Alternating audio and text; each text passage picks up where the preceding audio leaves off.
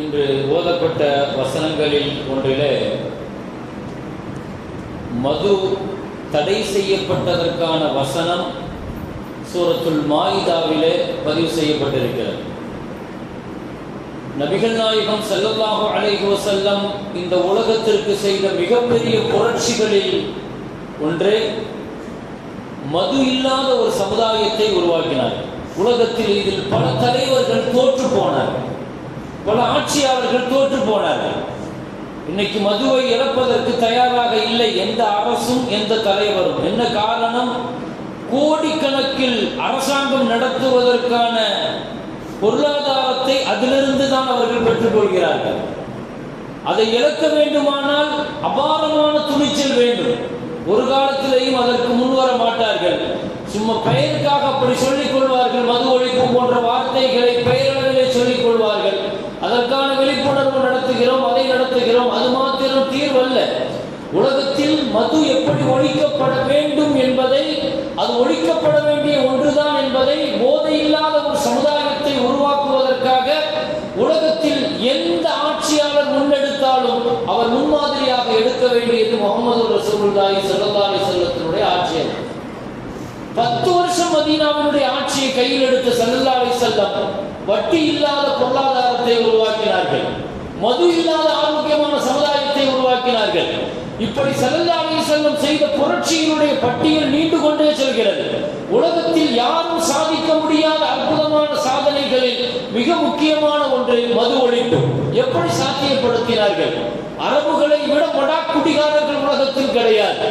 வீடுகளில் பெரிய பெரிய தேக்ஷாக்களில் வைத்திருப்பார்கள் மது.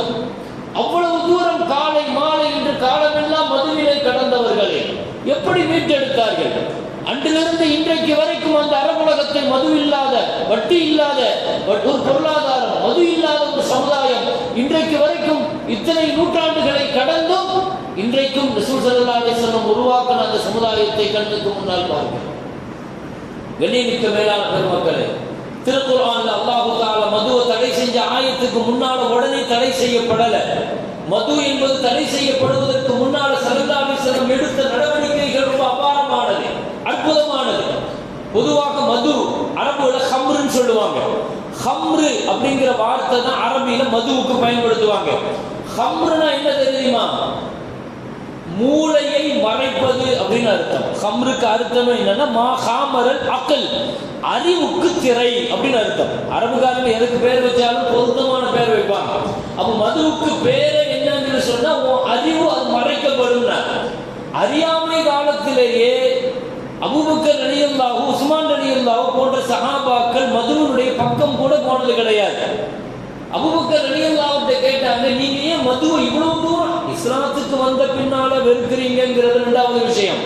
அறியாமை காலத்திலேயே மதுவின் மீது உங்களுக்கு எப்படி இவ்வளவு பெரிய வெறுப்பு வந்துச்சுன்னு கேட்டாங்க. நான் மது குடித்த பல பேர்களை பார்த்திருக்கிறேன். அவனுக்கும் அறிவில்லாம ரொம்ப தெளிவா இருப்பான். ஆனா மது குடிச்சதற்கு பின்னால அவன் சிறுநீரை கொண்டே அவன் விளையாடுறதை நான் பார்த்திருக்கிறேன். இவ்வளவு அசிங்கமான, கேவலமான, கேடு கெட்ட, அறிவுக்கு திரை போடுகிற இந்த காரியத்தை நான் பார்த்ததுல இருந்து நான் ஆரம்பத்தில் அவ்வளவு பெரிய வெறுப்பு எனக்கு இருந்துச்சுங்கிறார். எனவே மது என்பது, போதை என்பது, இதை ஒழிக்கணுங்கிறதுல இஸ்லாம் ரொம்ப தெளிவா இருந்துச்சு. தனி மனிதனுக்கு ஆபத்து இது, தனி மனித ஒழுக்கத்திற்கு ஆபத்து இது, குடும்பத்திற்கு ஆபத்து இது, ஒரு சமூகத்திற்கு ஆபத்து. நபிகள் நாயகம் ஸல்லல்லாஹு அலைஹி வஸல்லம் மது குடிப்பவனுடைய விஷயத்தில் சொல்லப்பட்ட கடுமையான சட்டங்கள், அவன் விஷயத்தில் எடுக்கப்பட வேண்டிய நடவடிக்கைகள் ஸல்லல்லாஹு அலைஹி வஸல்லம் சொன்னார்கள்.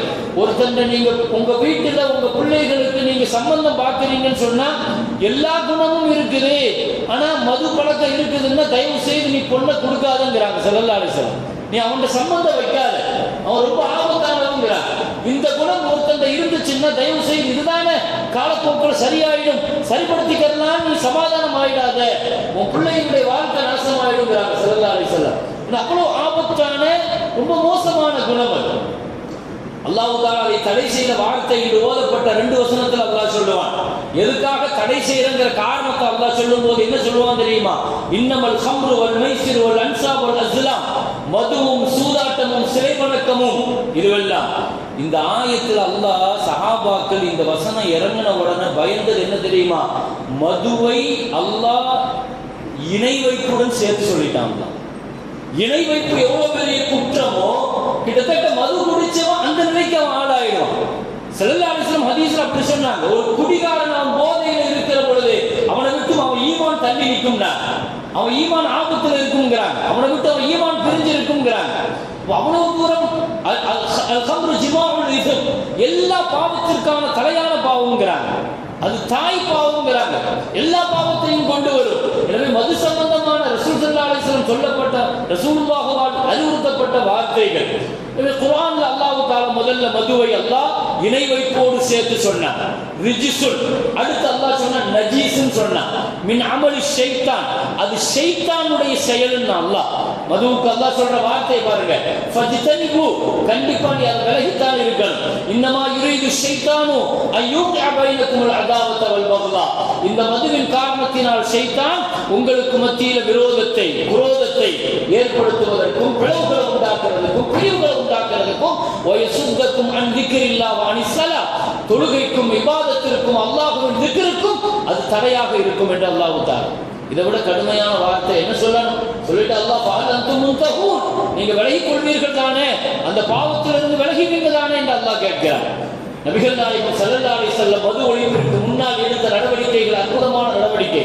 இஸ்லாம் திடீர்னு எல்லாம் ஒருத்தர் நீ மதுவை நிறுத்து அப்படின்னு சொன்னா நிறுத்த மாட்டான். இஸ்லாம் எடுத்த நடவடிக்கைகளை பார்த்தீங்கன்னா ஆரம்பத்தில் சில காலங்கள், ஸல்லல்லாஹு அலைஹி வஸல்லம் நபித்துவம் பெற்று 20 வருஷத்துக்கு பின்னால தான் இந்த வசனம் இறங்கு.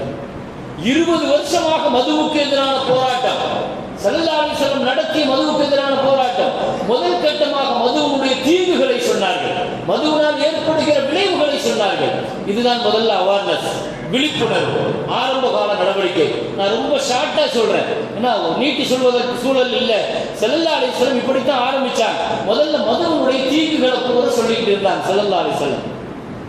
ஆனாலும் மது தடை செய்யப்படலை, சட்ட ரீதியாக தடை செய்யப்படலை, மது குடிச்சிட்டு தான் இருந்தாங்க. அப்படி சஹாபாக்கள்ல மது குடிச்சவங்க உண்டு, ஏன்னா தடை செய்யப்படாத காலகட்டம். என்ன செய்வாங்க? மதுவும் குடிப்பாங்க, தொழுகைக்கு வந்து நிற்பாங்க. அப்படி ஒரு பார்ட்டி, அந்த பார்ட்டியில ஒரு சஹாபி, தொழுகையுடைய நேரம், எல்லாருமே போதையில் இருக்கிறாங்க, மது குடிச்சிட்டாங்க.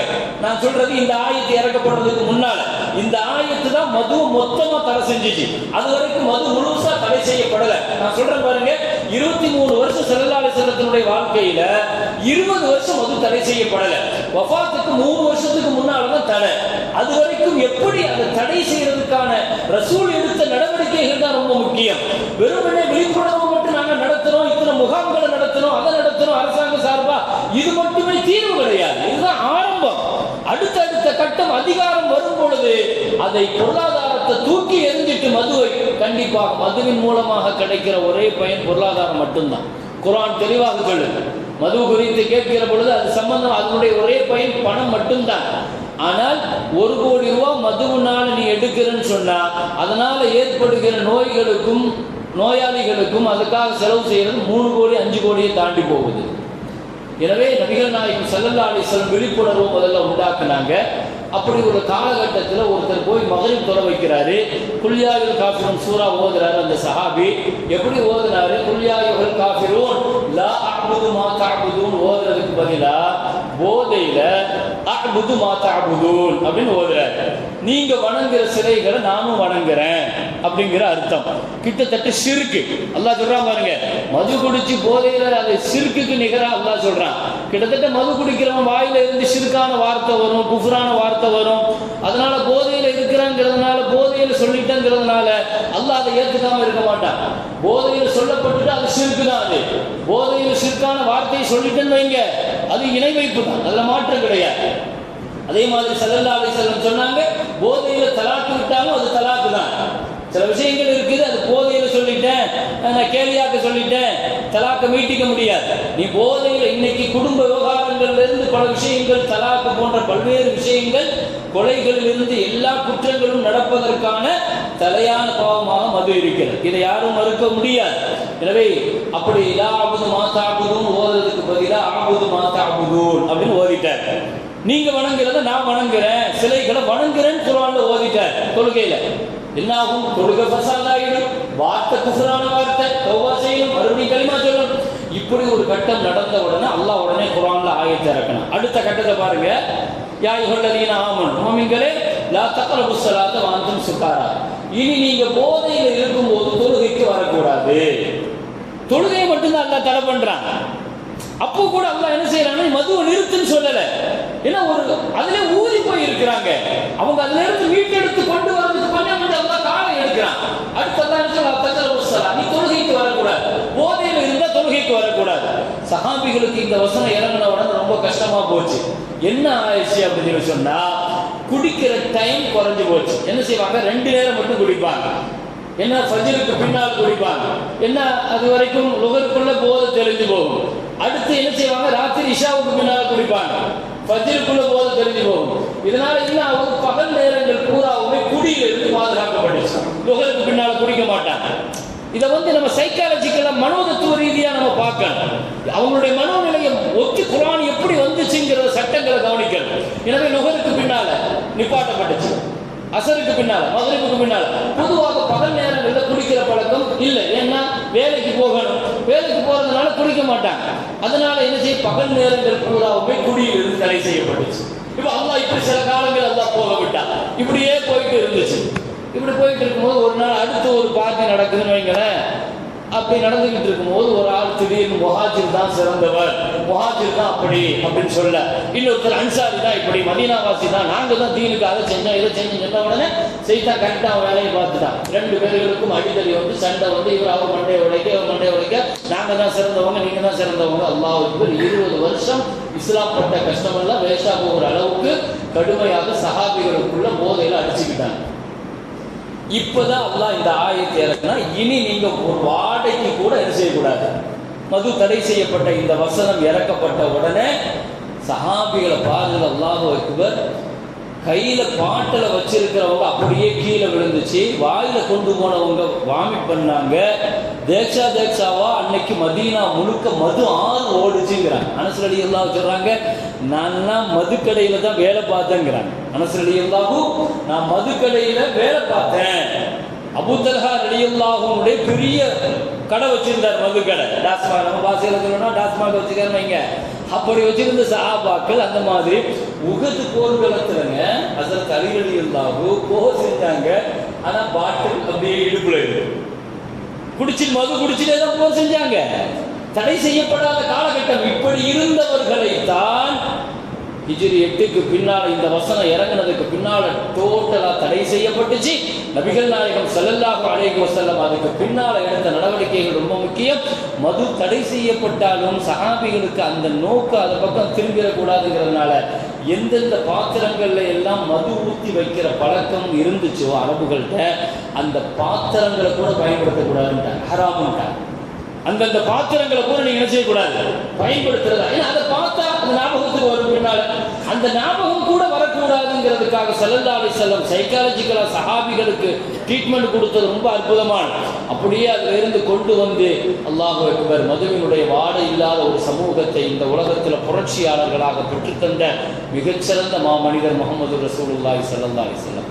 இந்த உலகத்தில் மது இல்லாத ஒரு சமூகத்தை உருவாக்கி வென்றெடுத்த ஸல்லல்லாஹு அலைஹி வஸல்லம் உலகத்திற்கு ஒரு மிகச்சிறந்த முன்மாதிரியானவர்கள். எனவே பெருமக்களே, ரசூல் ஸல்லல்லாஹு அலைஹி வஸல்லம் இந்த உலகத்தில் செய்த பெரும் புரட்சி, அது பெரிய ஆபத்து. அது இன்னைக்கு நம்முடைய இளைஞர் சமூகம் மிகப்பெரிய இந்த போதையில் மாற்றி தவிக்கிறார்.